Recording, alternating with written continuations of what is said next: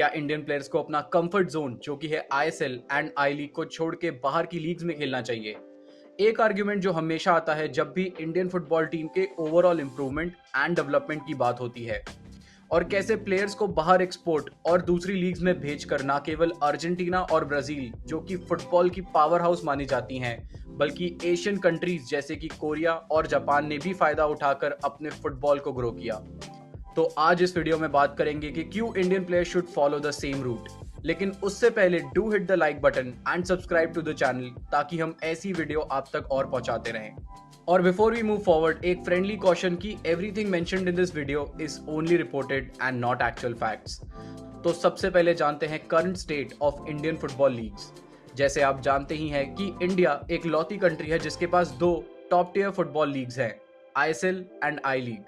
Video बनाते time तक तो कोई भी ऐसा कॉन्क्रीट रेजोल्यूशन पास नहीं हुआ है जिससे ये कंफर्म हो सके कि कौन सी फर्स्ट ईयर फुटबॉल है, लेकिन इतना पैसा, ग्लैमर और व्यूअरशिप की वजह से ऐसा मानते हैं कि आईएसएल ही टॉप टियर फुटबॉल है। एंड आफ्टर ऑल इंडिया के सभी सुपरस्टार प्लेयर्स जैसे कि सुनील छेत्री, संदेश झिंगन, गुरप्रीत सिंह संधू सब आईएसएल में ही खेलते हैं। पर इन सब चीजों के बावजूद भी the state of Indian football अभी भी वैसा का वैसा ही है जैसा दशकों से चला आ रहा है। क्या आईएसएल के आने से फुटबॉल में डेवलपमेंट हुआ? इसका जवाब होगा शायद हाँ, लेकिन क्या ये डेवलपमेंट जब हम कंपेयर करें बाकी एशियन कंट्रीज के मुकाबले तो उनसे अच्छा हुआ? तो शायद इसका जवाब होगा नहीं। अब मेरे ये कहने से पहले कि इंडियन प्लेयर्स को बाहर ही खेलना चाहिए, क्विकली समझते हैं the current state and the problems of ISL. सबसे पहली, शॉर्टर फॉर्मेट। आईएसएल सिर्फ 4 से 5 महीने ही चलता है, जो कि जब हम कंपेयर करें यूरोप में किसी भी टॉप लीग से तो वो 9 से 10 महीने चलती है, और एशिया में भी जापान और कोरिया की लीग्स 8 से 9 महीने तक चलती हैं। दूसरी, लेस मैचेस। अब क्योंकि सीजन की ड्यूरेशन ही छोटी है तो आईएसएल में सिर्फ एक टीम 20 गेम ही खेल पाती है। ऑन एन एवरेज कोरिया और जापान की लीग्स में एक टीम 30 से 40 मैचेस खेल लेती है, और वहीं अगर इसी चीज को हम यूरोप से कंपेयर करें तो ये मैचेस 2x हो जाते हैं अगर हम लीग्स के अलावा कप कॉम्पिटिशन्स को भी जोड़ दें। अब आप पहले और दूसरे पॉइंट्स को कंसीडर करेंगे तो इसका डायरेक्ट इम्पैक्ट प्लेयर की फिटनेस पर होता है। इसका एक एग्जांपल आपने नोटिस किया होगा कि फ्रेंडलीज और क्वालिफायर्स में इंडियन प्लेयर ज्यादातर 60 से 70 मिनट तक क्वालिटी फुटबॉल और डोमिनेट करते हैं, लेकिन एंड के 20 मिनट में काफी स्लो थे। किसी भी टीम के अगर मेन और कोर प्लेयर्स पूरे 90 मिनट्स ना खेल पाएं तो आप जानते ही हैं it's very difficult for the coach to get a favourable result. तीसरा, इंफ्रास्ट्रक्चर। यस, आईएसएल के आने से फुटबॉल का ओवरऑल डेवलपमेंट तो हुआ है, लेकिन अभी भी हम टॉप यूरोपियन तो छोड़ो, टॉप एशियन लीग से भी काफी पीछे हैं। चाहे वो रेफरीज हों, world class training grounds, dietitian, fitness coach या फिर हो वीएआर, ये सारी चीजें काफी ही इम्पैक्ट करती हैं डायरेक्टली और इनडायरेक्टली प्लेयर्स की परफॉर्मेंसेस ऑन द पिच। पिछले 20 सालों में अगर हम 3 बेस्ट परफॉर्मिंग इंडियन प्लेयर्स की बात करें तो सिर्फ कुछ ही नाम याद आते हैं, जैसे कि Bhaichung Bhutia, Sunil Chhetri and Gurpreet Singh Sandhu.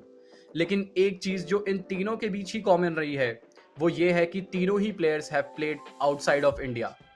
Captain Sunil Chhetri described his experience in Portugal as, "After I trained there and came back, I was much faster and agiler."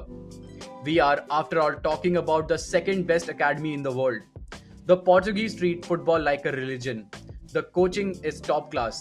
The intensity at which we train is way beyond anything you can imagine in India. और यही नहीं, इस case को अगर हम बाकी countries से भी कंपेयर करें तो पिक्चर और भी ज्यादा क्लियर होगी।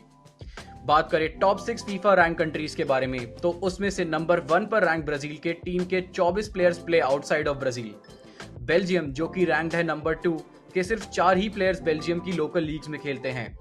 और इसके अलावा अर्जेंटीना का सिर्फ एक ही player 35 year old goalkeeper Armani ही अर्जेंटीना में खेलते हैं, और बाकी सभी प्लेयर्स यूरोप की टॉप 5 लीग्स में खेलते हैं। 4, 5, 6 रैंक फ्रांस, इंग्लैंड और स्पेन खुद ही फुटबॉल हब्स हैं विद रिच इन्वेस्टमेंट और बिग इंफ्रास्ट्रक्चर।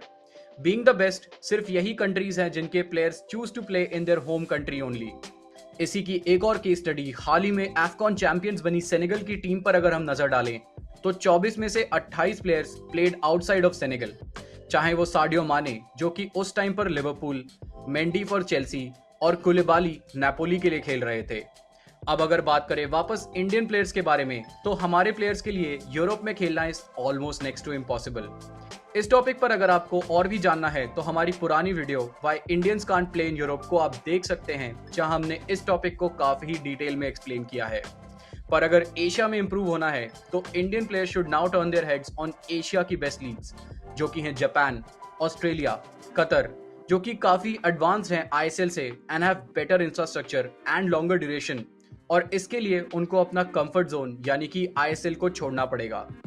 वैसे आपके क्या ओपिनियंस हैं इस टॉपिक को लेकर? क्या आप चाहते हैं कि Indian player should play in home grown league और should they move abroad? Please अपने थॉट्स कमेंट सेक्शन में डालना मत भूलिएगा। This is me Pranay signing out and I will see you in the next video.